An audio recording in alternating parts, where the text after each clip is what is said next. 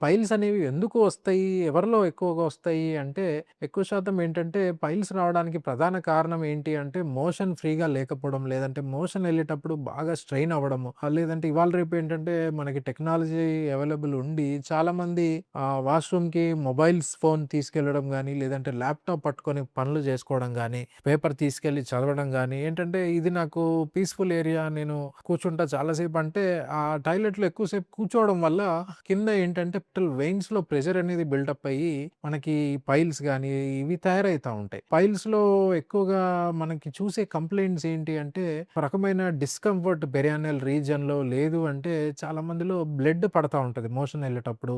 Motion ఎళ్ళేటప్పుడు ముద్దలు ముద్దల్లాగా, మాంసంలాగా బయటకొచ్చి లోపటికెళ్తా ఉంది. ఈ కంప్లెయింట్స్ అన్నీ చెప్తా ఉంటారు. ఫైల్స్‌లో గూడా ఏంటంటే స్టేజెస్ ఉంటాయి. వాటిని మనం ఏంటంటే గ్రేడ్ 1-4 కింద మనం డివైడ్ చేస్తాం. గ్రేడ్ 1లో ఏంటంటే మనకి బయటికి చూడడానికి ఏమి ఉండవు. అండ్ వీళ్ళల్లో బ్లీడింగ్ ఉంటది. అండ్ గ్రేడ్ 2కొచ్చేసరికి మోషన్ ఎళ్తుంటప్పుడు ఒక మాంసంలాగా ముద్దలు ముద్దల్లాగా బయటకొచ్చి మళ్ళీ మోషన్ అయిపోగానే లోపటికెళ్ళడము, బ్లీడింగ్ గూడా ఉంటదనమాట. గ్రేడ్ 3లో ఏంటంటే మోషన్ ఎళ్తుంటే ముద్దలు ముద్దల్లాగా బయటకొచ్చి ప్రాబ్లమ్ ఫేస్ చేస్తున్న వ్యక్తి ఫింగర్ తోటి నెట్టుకుంటే మళ్ళీ లోపటికెళ్ళిపోతా ఉంటాయి. ఇక నెక్స్ట్ గ్రేడ్‌లో ఏంటంటే ఆ పైల్స్ అనేవి కంప్లీట్‌గా బయటికే ఉంటాయన్నమాట. మనం దీన్ని గ్రేడ్ 4 అనొచ్చు. లేదంటే ప్రొలాప్స్డ్ పైల్స్ అని అంటా ఉంటాం. సో, మనం ట్రీట్మెంట్ రేంజ్ హాస్పిటల్‌లో మనం కంప్లీట్‌గా painless and completely day care surgery. ఈ పైల్స్‌కి మనం లేజర్ వాడతామా? లేదంటే స్టాప్లర్ వాడతామా? అనేది ఆ పేషెంట్‌కున్న గ్రేడ్‌ని బట్టి డిసైడ్ అవుతా ఉంటది. సో, లేజర్ అనేది ఏంటంటే మనకి గ్రేడ్ 1 గాని, 2 గాని, 3 హిమరాయిడ్స్‌లో మనకి లేజర్ మంచిగా వర్కౌట్ అవుతది. కొన్నిసార్లు ఏంటంటే గ్రేడ్ 2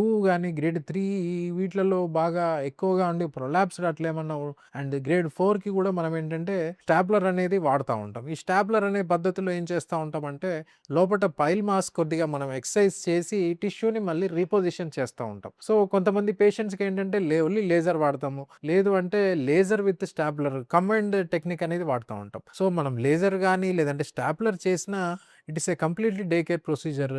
అండ్ పేషెంట్‌కి పెద్దగా బెడ్ రెస్ట్ అయితే ఏమీ అవసరం ఉండదు. రికవరీ కూడా చాలా ఫాస్ట్‌గా ఉంటది. సో, మీకు మోషన్‌లో బ్లడ్ పడుతుందా? లేదంటే మోషన్ ఎళ్ళేటప్పుడు నొప్పొస్తుందా? లేదంటే ఏదన్నా ముద్దలు ముద్దలు తగలడం గానీ, లేదంటే ఏదన్నా డిస్కంఫర్ట్ గానీ, ఏమన్నా వాపులాగా అట్లాంటివి ఏమన్నా ఉంటే నెగ్లెక్ట్ చేయకండి. మీరు సరైన సమయంలో డాక్టర్‌ని కన్సల్ట్ అయ్యి సరైన ట్రీట్మెంట్ పొందవచ్చు. నేను ట్రీట్మెంట్ రేంజ్ హాస్పిటల్ నందు అవైలబుల్ ఉంటాను.